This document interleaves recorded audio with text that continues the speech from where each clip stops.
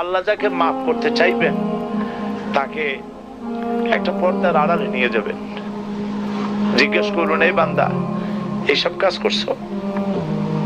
এখন আল্লাহ জিজ্ঞেস করতেছেন, সে তো ভয়তে অস্থির হয়ে যাবে, কেন্দ্রে পাগল হয়ে যাবে, আল্লাহ করিবেন আমার মাফ করে দাও। আল্লাহ পাক তার জবানের সমস্ত পাপের কথা শুনে সে যখন অনুতপ্ত হয়ে কাঁদতে থাকবে, আল্লাহ বলবেন, যা মাফ করে দিলাম, জান্নাতে চলে যা। এইটা হচ্ছে হিসাবে ইয়াসির। আল্লাহুম্মা হাসিবনি হিসাবান ইয়াসিরা। কাবা শরীফ মানুষ যখন তাওয়াফ করে, এই তাওয়াফের ষষ্ঠ তাওয়াফে একটা দোয়া আছে।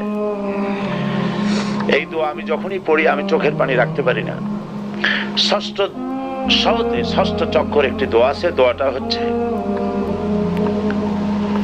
আল্লাহুম্মা ইন্না আলাইয়া হুকুকান কাসীরান ফীমা বাইনি ওয়া বাইনাক